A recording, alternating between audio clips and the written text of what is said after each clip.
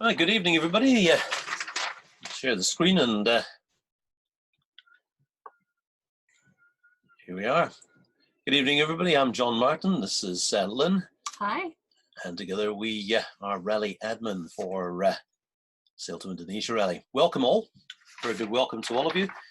Currently 40 on the screen so far. So a very big welcome for this, our very first web-based meeting. So duration of the meeting is 40 minutes. So in order to keep the flow going, we're going to leave you muted. Down the bottom, you've got a chat facility. So we'll be reading those as we go through. So if everybody would just like to send us a chat, send one to everyone. You have the option of sending it just to Lynn and I, or sending it to everybody. Send them to everybody so that everybody can see who's on there, and put your name and, more importantly, your boat name on there. So that'll help us later on with who's actually attended and who hasn't. Right, we'll get on to it. So what's on the agenda? Well, this is the introduction to how the Sail to Indonesia Rally operates and what you can expect and when. So we'll start off by saying that there are two distinct parts to the rally. There's the lead up and getting there. So you've started the lead up today, folks, so well done. A lot of people ask, why do we do so early? It's to get you all the information that we possibly can in a timely manner, so that you're well prepared. There's also quite a bit of work to do as far as documentation, visas, etc., etc., etc. So we're going to walk you through all of that, some of it today, but also we'll be doing more and more of these web meetings as we move forward to introduce you to the various parts of what makes up the Sail to Indonesia Rally. So moving right along, there are two parts of the lead up and getting there, and also the Ministry of Tourism's schedule of events. Now, the Ministry of Tourism's schedule of events is run by our partner, our rally control in Indonesia, Raymond Lesmana. So I'll pass you over to Lynn now, and she's going to tell you about rally admin and what rally admin does.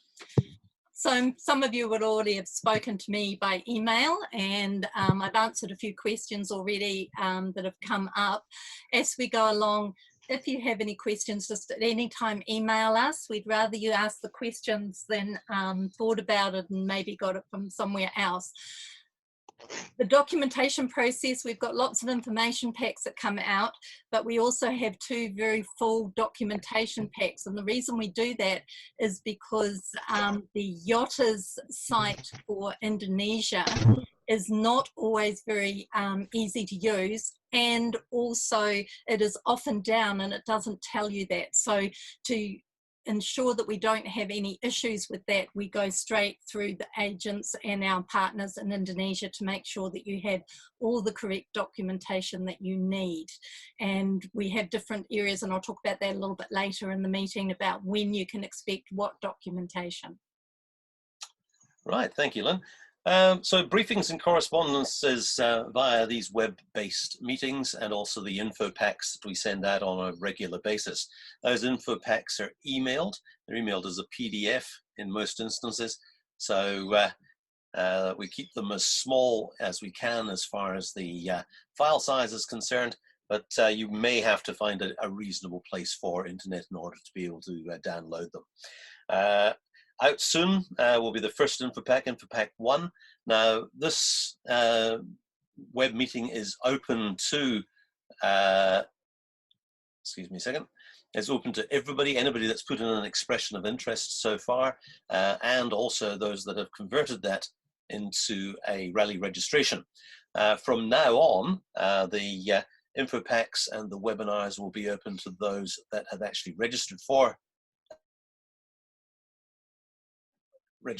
the rally and are paid up members of this year's rally. So we have essentially two groups, as I've mentioned before. Experienced cruisers, now they make up about 35% of the of the total number. So welcome aboard, guys, to the Experience Cruises. A lot of the information that you might see in, or some of the information that you might see in the info packs, you may say, well, I already know that. Why are you giving it to me? Well, the reason that we're sending it out is because it goes to everybody that registers, and some of those participants are first-time cruisers. So if you want to add to the chat now and just say to us whether you are an experienced cruiser or you are a first-timer, that'll help us to tailor some of the things that we do for you directly. Lynn, you're going to handle the... So as John said before, we handle most of the lead up for you to actually get to Indonesia, and all the web meetings will be geared towards getting you up the Queensland coast if that's the choice that you've made, or from whatever port that you have chosen to go into, and then with the clearance into debut. And from there on, you can choose to free cruise Indonesia as much as you wish, to take part in the Ministry of Tourism's schedule of events, which we've had the complete update and confirmation now. As it is Indonesia, sometimes it changes a little bit, so you do need to be a little bit flexible with that. But they, on the Facebook page and also on website, and also an email will go out early next week with the actual route for this year and the timing. So the timing has actually been confirmed by Indonesia for clearance arrival on the 15th of July. So from that, all our clearance details will be geared around when you depart from whichever port you have chosen to depart from. Tremendous. So for those that are leaving from Thursday Island TI, around about the 8th of July is going to be your jump-off date to get you to debut in time for the clearances that start on the 15th. So there we go. Right, this year we've also got some great news. Last year we trialed it. This year we've had it approved for us again. And that is something quite important in regards to visas. Now, usually your visas, in the renewals, normally it's a 30-day renewal. Now, the renewals can take upwards of a week, which means that if you have to get one every month, you're going to be stuck in one place for a week.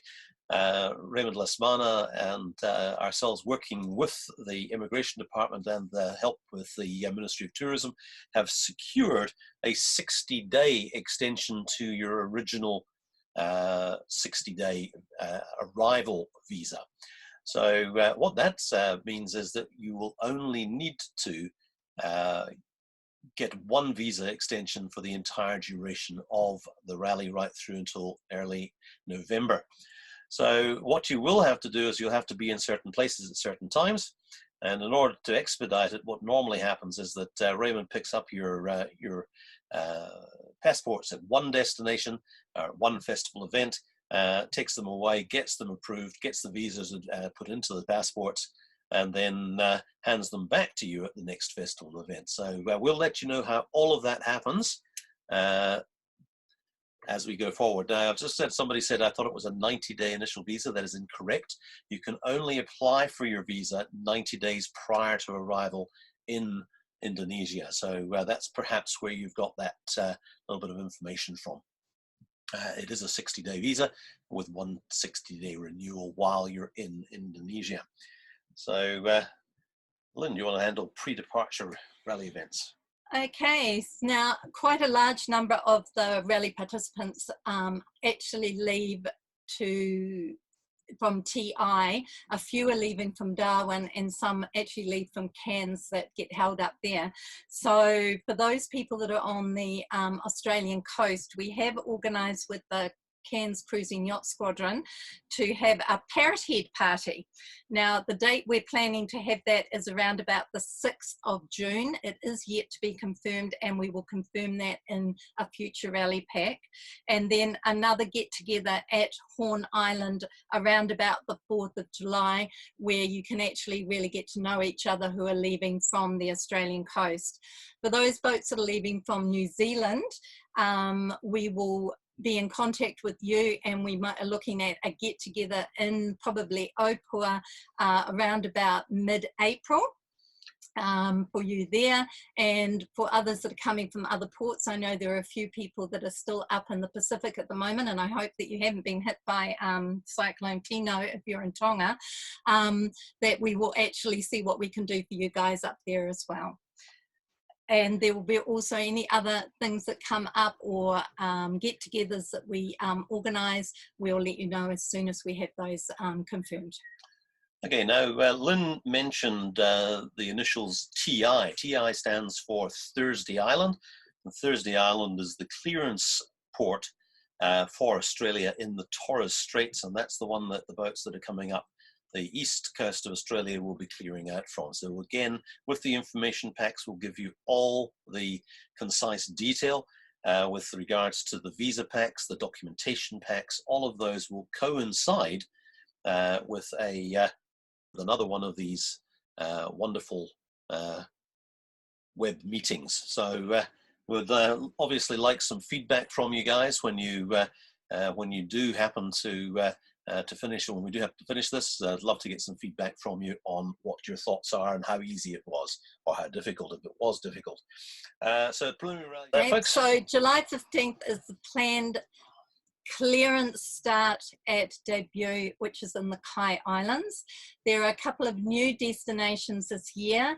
One of them is at West Seram, and the other one is at Namlea. So I'll get as much information about those as I can out to you. The exit point is a little place called Lagoi, which is just past Tingjang Penang. And if you wish to, you can clear out a little bit earlier from Tingjang Penang. Otherwise, the exit point is Lagoi, which is slightly closer to Singapore and the Malacca Strait. Okay, so if you know how to do a screenshot, perhaps do a screenshot here of the schedule. If not, don't worry about it too much. We will have this out to you within the next week. So thanks for that. One of the other things with the Ministry of Tourism, the schedule event that we give you, it is run by all the different regencies. So the areas that you are visiting or choose to visit if you wish to go there is run by the regency of that area. Now, some of them are very, very organised. Others are a little bit where it's on Indonesian time. So we cannot give you the program earlier, unfortunately, because often the program doesn't actually get sent out till about a week before the actual event. We'll try and get as much information to you as possible, as early as possible, and that is also one of the reasons why we use WhatsApp, which we'll talk about a little bit later. Okay, the documentation process. The 6th of March, you will receive your initial Let's Get Started documentation. Now, it is reasonably repetitive, and most of it is because it is devised for the different departments within Indonesia. But we collect all this information so we can get your vessel declaration, which you need before you can arrive in Indonesia. And also too, it's a lot easier for it all to be compiled, and I can double check it and make sure that it is all the information is there. Now, you will need at some point to be able to scan all your documents, like your boat's registration papers. Also, you'll need to be able to scan your passport photo page and detail page, and also you will need to have a separate photo for each of the crew that will be on board, just a passport style photo. We also will be looking for a boat photo, and it needs to have the name of the boat clearly shown on the boat as well.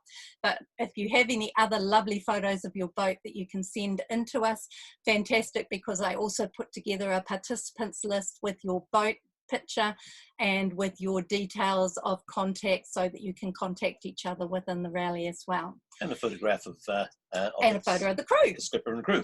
Correct. And we have a few kids on the rally as well, so it also means that it's a way to know which are the kid boats, and if you want to be able to connect up with them a little bit earlier as well. The other thing you will need to do with this documentation is you need to be able to sign it and date it. So it might be a case of having to print it out. We do find that having a printer on board the boat is a handy thing if you can have one on board. Also because a lot of the documentation, once you arrive in Indonesia, you'll need to have multiple copies. And if you choose to go off and do your own thing, or if you're going to spend more than the 4 or 5 months of the rally in Indonesia, you'll need to have copies of all your documents to go to immigration to do your immigration extensions as well. So you're allowed 6 months in Indonesia before you need to leave Indonesia as a person. The boat can stay in Indonesia for up to 3 years. Right. Okay. So how do we communicate is the next one. So there's 2 different types of communication that we need to think about here. First of all, the communication that we do while we're connected to the internet. So connected to the internet means we can have these Zoom web-based meetings. We can also have WhatsApp is another way of doing that. And those are the 2 main ways that that we're going to communicate, particularly up until the start of the rally. The Zoom meetings while you're close to reasonably good internet. In Indonesia, internet is sporadic to say the least. But one of the beauties about WhatsApp as an app is that it only needs a sniff of internet in order to be able to do its job. So WhatsApp while you're in Indonesia, and we'll create a group for that. So initially you have to register yourself for WhatsApp, pass that information on to Lynn, and Lynn will then add you to the group. Now the beauty about that is you can now talk to people within the group and see what's happening with everybody else within the group as well. So it keeps everybody up to date and informed in what's going on as we go through in Indonesia. It's also used by Raymond Lesmana in Indonesia to let you know what's happening with regards to what the program is and what what's happening with the various different festival events. So the second type of communication is while we're on passage and we've not got connection to the internet. Now, there really is no reason why a boat should not have the ability to communicate. In fact, from a safety point of view, communication on passage is absolutely essential. 2 reasons. Number one, you're between 5 and 7 days, depending on how quick your vessel is. You're going to need to want to download weather on a regular basis while you're on passage. If you're traveling from one destination in Indonesia, it's an overnighter perhaps, to another destination in Indonesia, and you wanted to get weather, don't expect to be able to get that weather on a cell phone. The main areas, the large towns, are realistically the only place that you're going to get internet reception by cell phone. So our suggestion to you, it's a highly recommended, is that you do if you haven't got an SSB with email capability, that you look into an Iridium Go as your primary source of communication while not connected to the internet or by cell phone. So that's we need that from a safety point of view. So it is on the must-haves list. And predicted wind also is one of the best methods of getting good quality information by Iridium Go while you're on passage. You can get it on Iridium Go, you can get it on SSB, but that's only while you're on passage. You can You can get it obviously on cell phone connection and internet while you're there. So with Predict Wind, we also do a tracking page so friends and family can look at where you are. Again, same situation, individual set up first, so you're responsible for that. Pass that information on to Linda, she'll get you added onto the fleet page. Now again, all of this is documented in the information packs that go out. If you've got any problems with them or any questions with them, please don't hesitate to email us and ask us. If you're in New Zealand or Australia, no problem. Just give us a phone call as well. So weather on passage, we've got the offshore app. So the offshore app gives you the option of downloading either by the web, if you're connected, by Iridium Go. As you see, the Iridium Go is highlighted there. And there's a number of other ways of doing it with optimizers, Global Master, Global Star, satellite, and also by email. So if you're on SSB and have a Pactor modem, you'll be able to do all of your weather by email via the offshore app. So while you're in and around cellular communication, try the Predict Wind app. Now, the Predict Wind app, Predict Wind has just added this lovely new method of getting the weather. It's a particularly nice table, and you'll notice that there's also tide information down the bottom of that. So very important if you're doing an overnighter. You'll notice that I've got debut in Indonesia as the area that we're getting that information from. So it's quite nice, 12 knot southeasterly winds down there at the moment, rather pleasant up there at the moment. So moving right along to things to consider. So things to consider would be ship's registration. First of all, must-haves. If this is your first time offshore and you haven't registered your ship by federal ships registration, if you're an Australian particularly or a New Zealander that are joining the rally, you will need to apply for ship's registration. Now that is quite different in Australia from your territory registration like Queensland or New South Wales registration. So you need to apply to AMSA for that information, and we'll send some information out about that to you shortly, so that you'll have that as part of Info Pack 1.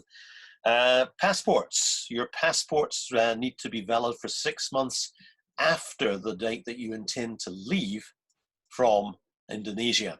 So if you are looking like being a little bit close on your passport at this stage, it'd be worthwhile renewing your passport early, because that sometimes can take a little bit of time as well.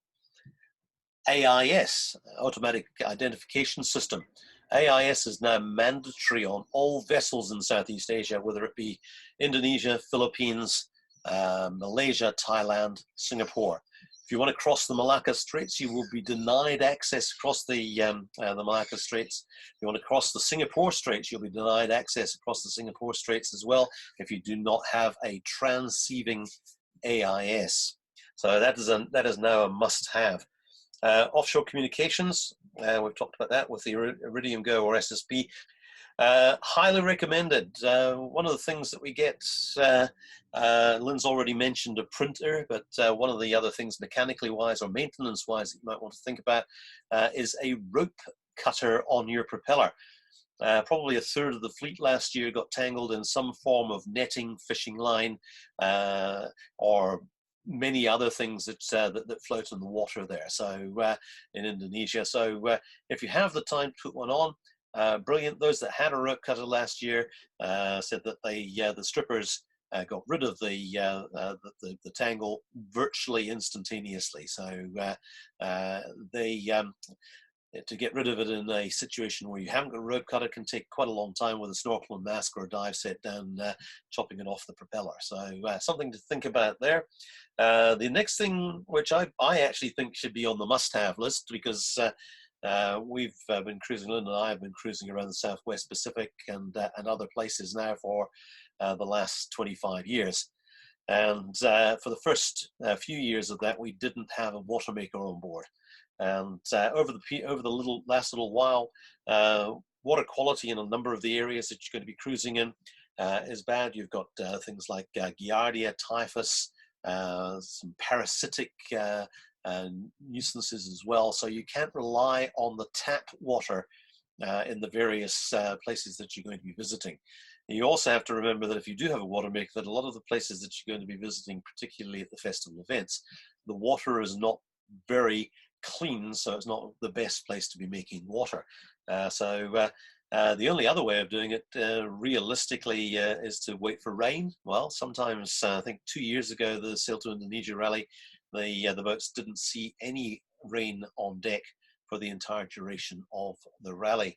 So Rainman have offered us a fantastic $400 discount on any full watermaker package. So that's a great start in the right direction. It's available only from 2 participating dealerships, one in Australia, the Watermaker Man, and one in New Zealand, Marine Electric. So on the website, if you go onto the website and look under Rally Deals, you'll see that there. Click on the logo for either Australia or New Zealand, depending on where you are, and it'll take you through to their individual website.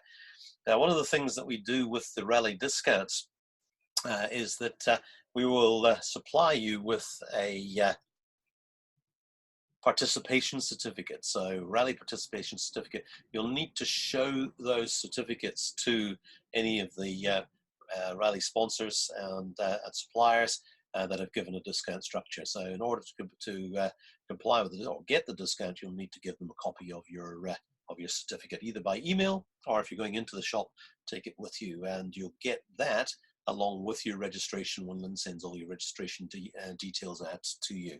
Mm-hmm. Just one other thing that I think also is highly recommended, and because it's early at the moment, in Indonesia, the Indonesian language that is generally used throughout the whole of Indonesia, because you've got to realize that there are an awful lot of cultures within Indonesia itself, is Bahasa. Which is the national language. Now, there are a few different applications that you can download, and I highly recommend that you do a little bit of basic Bahasa that you learn before you go. Numbers, a little bit about greetings. The Indonesians are some of the most friendly people in the world, and they just really respond well. They like to practice their English in some places, but if you can respond as well, especially the market. One of our boats last year was actually escorted through the fishing fleet close to debut because she came up and actually asked them where the nets were in Bahasa, just very broken Bahasa, and they were escorted through, so didn't have any issues with the nets on the way. So just little things like that will help to make your cruise through Indonesia a little bit more enjoyable. To do that. Hello, I've got somebody just come up on the screen. Who have we got? Mike and Jennifer. Did you have a query? To confirm that we get we apply for the visa on arrival debut. There's 2 different types of visa that you get for Indonesia. One is a visa on arrival, which if you're flying into Indonesia, gives you 30 days. The other is a Bandaya social visa, which is the only visa that's suitable for cruising with. The reason for that is it's the only visa that's issued in Indonesia that can be extended while you're in Indonesia. If you come in on a visa on arrival, and that's a very good way if you've got crew or if you've got friends coming in, they can come in on the visa on arrival, but they'll only get 30 days and cannot extend that. So Mike and Jennifer, does that fully answer your question? That answers our question. Thank you very much. Cheers. There was a question that came up about having dive gear on board. There are lots of different places that do have dive operators all the way through the route. So if you don't have your own compressor, you can get your bottles filled and you can actually dive with any of the operators. They're very experienced. Okay, one other thing we've just had a couple of people join very, very late. So don't worry about it, guys. If you've joined late, we are recording the session. So that will be uploaded to YouTube tomorrow so that you can get that. Anybody else got any questions? Hands up, those that have got kids on board. So a quick nod from how many boats have got kids on? Okay, say yes, just a big a loud yes. Yes. Excellent. Hey, they've got kids. Yes. Tremendous. Excellent. Okay, fantastic. So if you've got kids on board, please again just early, send us out an email. Send us a quick email and just let us know that. Yes, I had a question regarding fuel quality. I understand it's not necessarily the best. Should we be carrying any filtering equipment other than the filters on the motor itself? Okay, so get down to your local Repco dealer, get a 3-stage diesel filter, and that will filter out particulates and also water. So very good way of doing it. Just remember that they are incredibly slow. So a good idea is to have some jerry cans that you can fill up. The best way of doing it, believe it or not, is to go along to the local service station and take your jerry cans ashore, take a taxi, get them filled up, take them back to the boat and decant them. Or you can buy 200-litre jerry cans. They'll bring those alongside and hand decant that with a pump out of the cans. Those, if they're delivering it in sealed 200-litre jerry drums, that water quality is relatively good. The diesel quality is reasonably good, so shouldn't have too much trouble. My recommendation is you also carry a 10-litre container, and we're just about to lose our connection to Zoom. 10-litre container, white plastic, put 5 litres in it, check if there's any deposits or any sediment in it, or if there's any water in it. If it's clean, clear, go for it.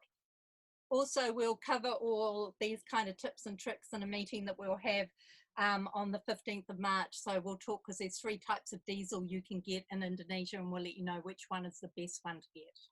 Guys, look, we're going to have to say thank you very much. That's it, folks.